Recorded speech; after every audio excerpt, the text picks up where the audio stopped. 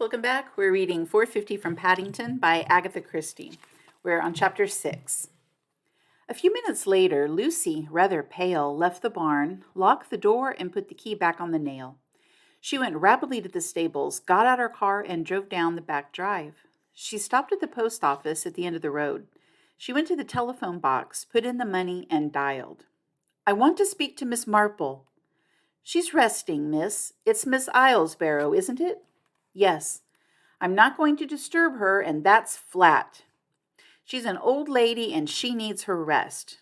You must disturb her. It's urgent. I'm not. Please do what I say at once." When she chose, Lucy's voice could be as incisive as steel. Florence knew authority when she heard it. Presently, Miss Marple's voice spoke. "Yes, Lucy?" Lucy drew a deep breath. "You are quite right," she said. "I've found it." "A woman's body?" "Yes. A woman in a fur coat. It's in a stone sarcophagus in a kind of barn-cum-museum near the house. What do you want me to do? I ought to inform the police, I think." "Yes, you must inform the police at once." "But what about the rest of it? And you? The first thing they'll want to know is why I was prying up a lid that weighs tons for apparently no reason. Do you want me to invent a reason? I can." "No, I think, said Miss Marple in her gentle, serious voice, "that the only thing to do is to tell the exact truth. About you? About everything." A sudden grin split the whiteness of Lucy's face. "That will be quite simple for me," she said, "but I imagine they'll find it quite hard to believe." She rang off, waited a moment, and then rang and got the police station. "I've just discovered a dead body in a sarcophagus in the long barn at Rutherford Hall." "What's that?" Lucy repeated her statement and, anticipating the next question, gave her name. She drove back, put the car away, and entered the house. She paused in the hall for a moment, thinking.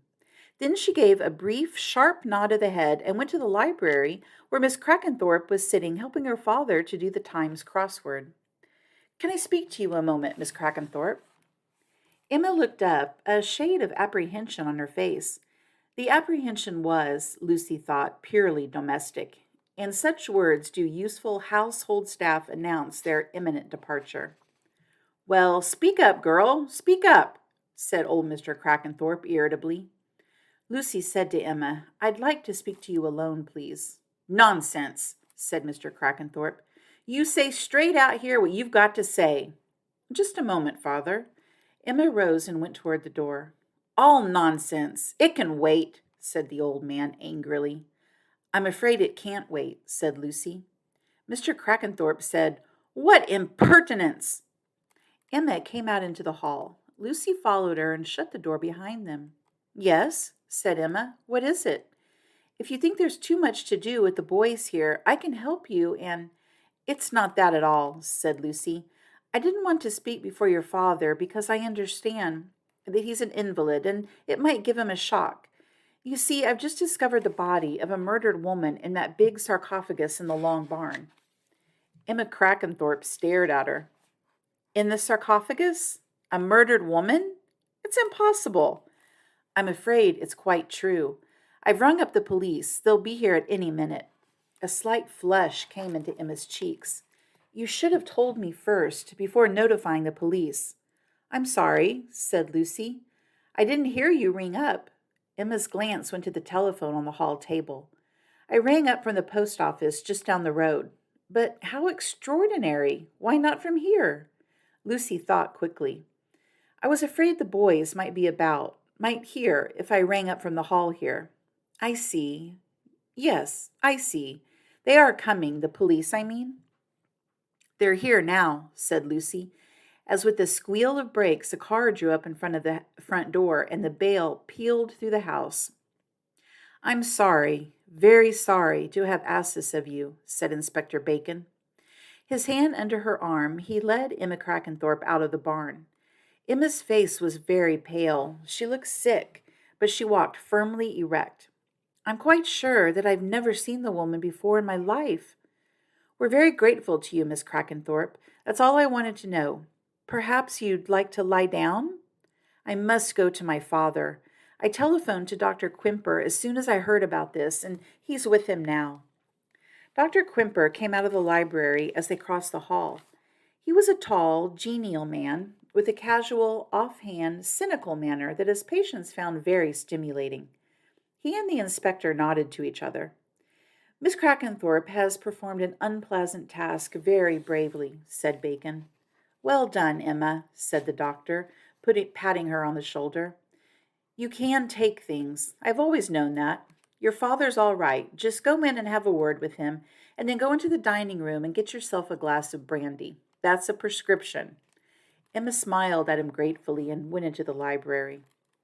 "That woman's the salt of the earth," said the doctor, looking after her. "A thousand pities she's never married. The penalty of being the only female in a family of men. The other sister got clear, married at 17, I believe.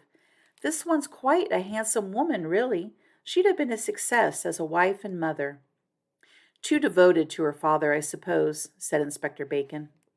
"She's not really as devoted as all that, but she's got the instinct some women have to make their menfolk happy.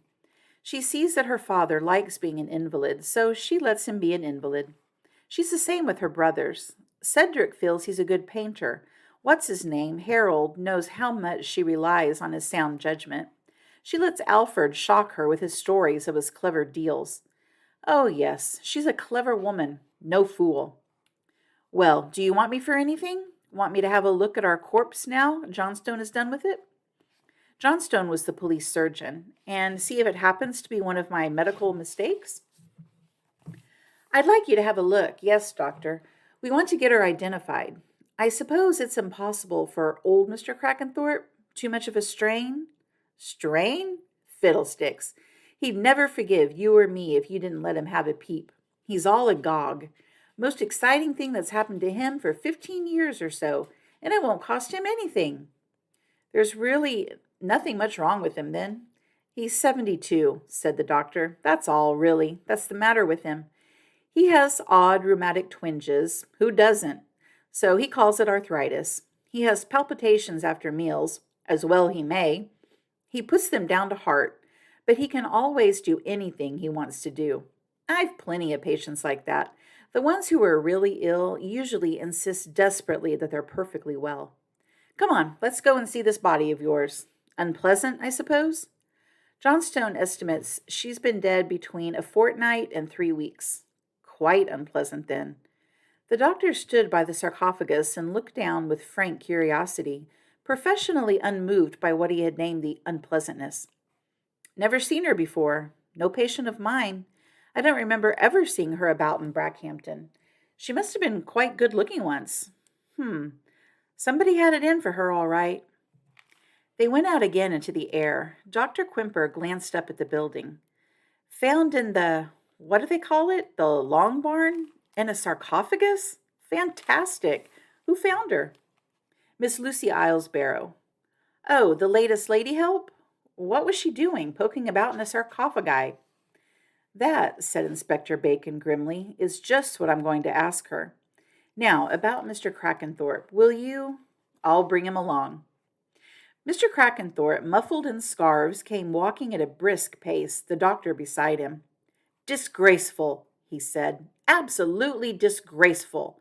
I brought back that sarcophagus from Florence in, let me see, it must have been in 1908, or was it 1909? "Steady now," the doctor warned him. "This isn't going to be nice, you know." "No matter how ill I am, I've got to do my duty, haven't I?" A very brief visit inside the long barn was, however, quite long enough. Mr. Crackenthorpe shuffled out into the air again with remarkable speed. "Never saw her before in my life," he said. "What's it mean? Absolutely disgraceful. It wasn't Florence, I remember now. It was Naples. A very fine specimen. And some fool of a woman has to come and get herself killed in it." He clutched at the folds of his overcoat on the left side. "Too much for me. My heart. Where's Emma? Doctor." Dr. Quimper took his arm. "You'll be all right," he said. "I prescribe a little stimulant. Brandy?"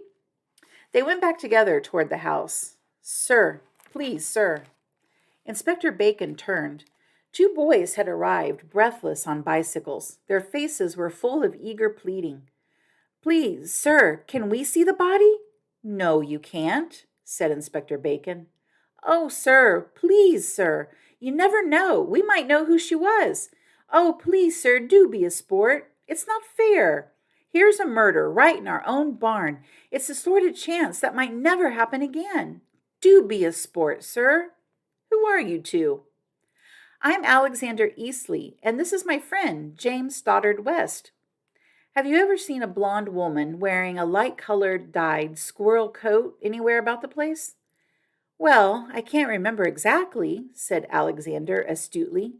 "If I were to have a look—" "Take him in, Sanders," said Inspector Bacon to the constable who was standing by the barn door. "One's only young once." "Oh, sir, thank you, sir." Both boys were vociferous. "It's very kind of you, sir." Bacon turned away toward the house. "And now," he said to himself grimly, "for Miss Lucy Islesbarrow." After leading the police to the long barn and giving a brief account of her actions, Lucy had retired into the background, but she was under no illusion that the police had finished with her. She was preparing potatoes for chips that evening when word was brought to her that Inspector Bacon required her presence. Putting aside the large bowl of cold water and salt in which the chips were reposing, Lucy followed the policeman to where the inspector awaited her. She sat down and awaited his questions composedly. She gave her name, her address in London, and added of her own accord, "I will give you some names and addresses of reference if you want to know all about me." The names were very good ones: an admiral of the fleet, the provost of an Oxford college, and a dame of the British Empire. In spite of himself, Inspector Bacon was impressed. "Now, Miss Islesbarrow, you went into the long barn to find some paint. Is that right? And after having found the paint, you got a crowbar, forced up the lid of this sarcophagus, and found the body. What were you looking for in the sarcophagus?" "I was looking for a body," said Lucy. "You were looking for a body, and you found one? Doesn't that seem to you a very extraordinary story?" "Oh, yes, it is an extraordinary story. Perhaps you will let me explain it to you." "I certainly think you had better do so." Lucy gave him a precise recital of the events which had led up to her sensational discovery. The inspector summed it up in an outraged voice. "You were engaged by an elderly lady to obtain a post here and to search the house and grounds for a dead body? Is that right?" "Yes." "Who is this elderly lady?" "Miss Jane Marple. She is at present living at 4 Madison Road." The inspector wrote it down. "You expect me to believe this story?" Lucy said gently, "Not, perhaps, until after you've interviewed Miss Marple and got her confirmation of it." "I shall interview her, all right. She must be cracked." Lucy forbore to point out that to be proved right is not really a proof of mental incapacity. Instead, she said, "What are you proposing to tell Miss Crackenthorpe? About me, I mean." "Why do you ask?"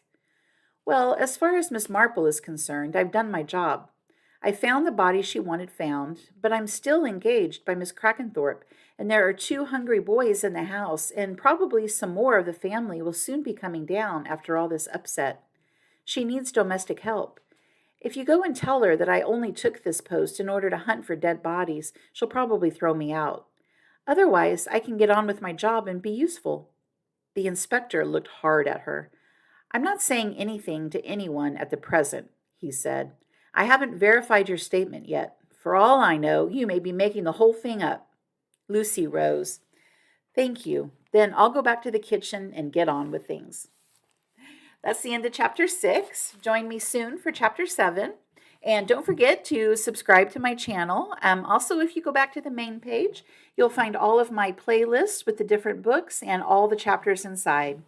Have a great day. I'll see you next time. Bye.